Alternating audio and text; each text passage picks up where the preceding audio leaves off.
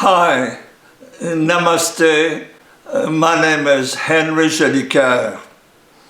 Today I would like to share some stories of Bhagavan Sri Ramana Maharshi, love for the animals, with parts of interviews that I did with Mr. Sundaram Ramanan and David Godman. But first, I would like to share some of my favorite stories about Bhagavan and the animals. Bhagavan never asked any of his guests for anything. But one day, he did ask one of the guests. He told him, next time you come, bring a bag of cashew nuts. And that's what the guest did. Next time he came, he brought some cashew nuts. And the devotees of Bhagavan found out that these cashew were to feed the squirrels. Apparently the squirrels were given peanuts, but they did not like peanuts. But they loved cashews. So Bhagavan would keep a small box by his side to feed the squirrels. A story that I love is that Bhagavan had a dog called Jackie, a very intelligent and devoted dog. Sometime Bhagavan would receive guests and he would tell the dog, take my guests to various temples and various sites on the mountain of Arunachala, and the dog would guide the guests to those places. And Bhagavan loved and cared for the animal till the very day of his Mahasamadhi. A few hours before his Mahasamadhi, the peacocks were making a lot of noise. So Bhagavan asked his attendant, have the peacock been fed? Now, here's some stories from Mr. Sundaram Ramanan, who was the president of the Sri Ramana ashram from 1994 to 2020. His grandfather was Chinnaswamy, the brother of Ramana Maharshi. He knew Bhagavan as a little boy. Here's a picture of Mr. Ramanan walking with Bhagavan on Arunachala.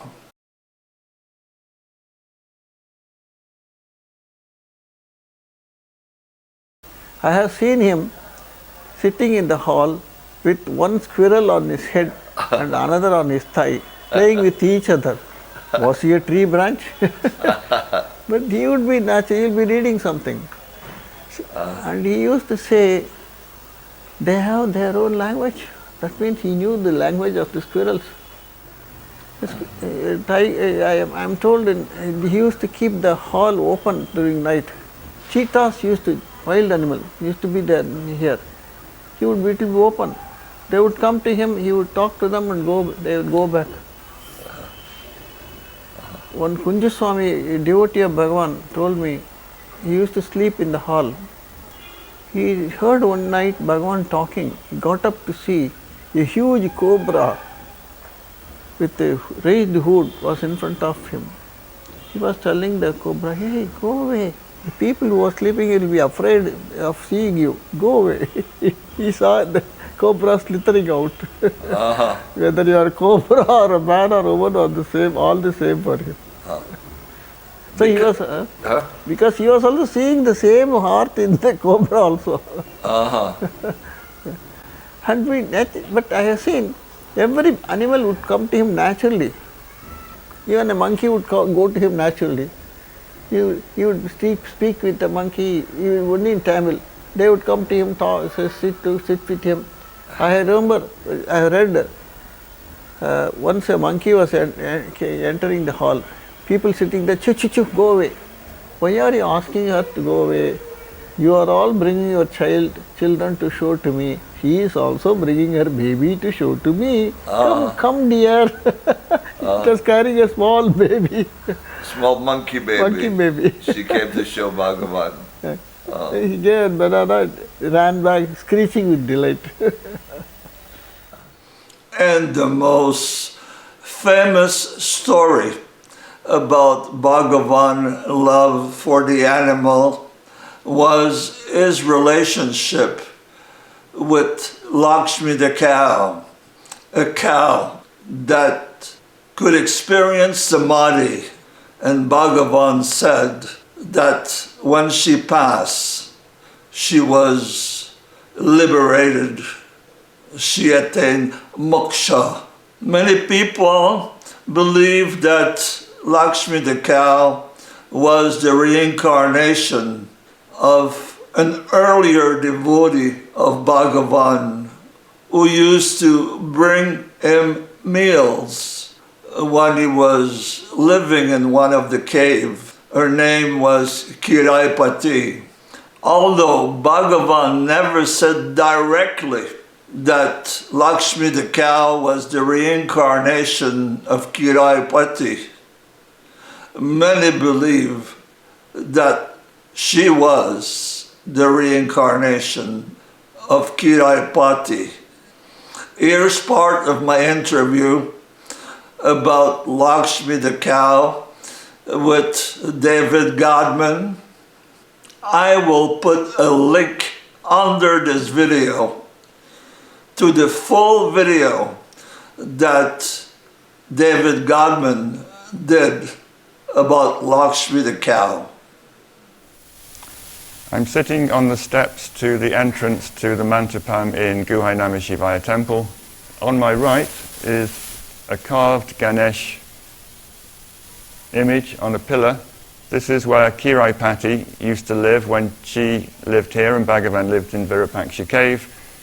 She fed Bhagavan for many years, and it's generally assumed, and Bhagavan didn't object when people claimed this, that Kiraipati was the previous incarnation of Lakshmi the cow. She lived down here, she would collect food on the hill, and she would take it up to Virupaksha cave and serve Bhagavan there. So Mr. Godman, today we're talking about Lakshmi the cow and all the stories relating to her relationship with the Maharishi. Now, for a Western mind to understand or believe that the cow would reach such a level of consciousness that the Maharishi would actually say that the cow is in a state of samadhi sounds very extraordinary and, as far as I know, unique in the stories of the different modern gurus from Ramakrishna to Vivekananda, etc. And your story about Lakshmi might have been a lady in her past life also points out to the process of reincarnation. Is it possible that not only you get better and better life until you get to a human life, but you can also, for certain activities or blessing, regress to an animal body?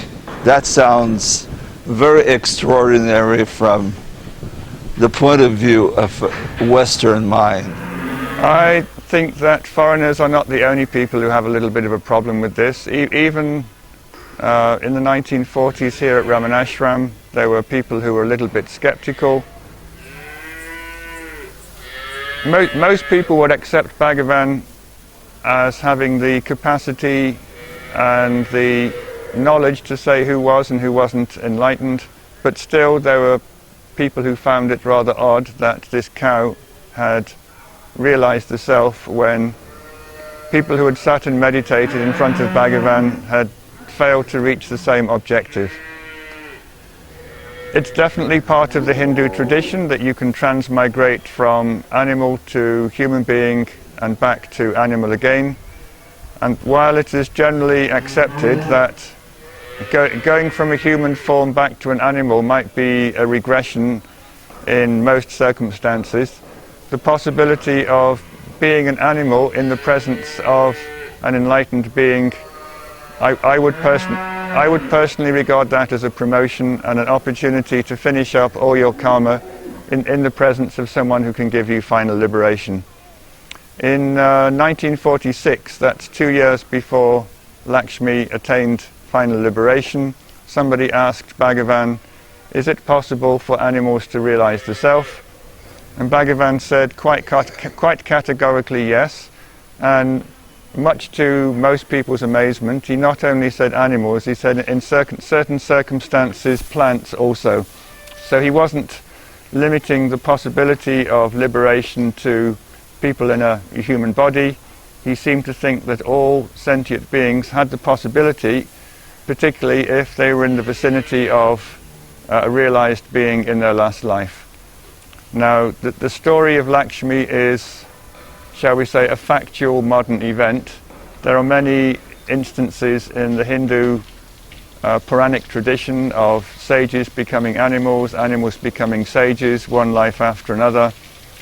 They may not be rooted in historical, verifiable fact, but they're part of the Hindu consciousness, and those ideas are very much supported by all the gurus that I've been with in the last 20 or 30 years. Some of them have had the capacity to see what people were in their last life, and some of them even had the capacity to see what people were going to be in their next life. And all of them seem to accept the possibility that it was possible to go from an animal body to a human body and vice versa, and that if you didn't do a lot of work in your human body, then there was no guarantee that you would have a human body next time round. There's an idea that having a human birth is a very rare privilege and opportunity to make spiritual progress, and that if you don't take advantage of that and work on yourself and strive for liberation, there's no guarantee that you'll get a human birth next time around.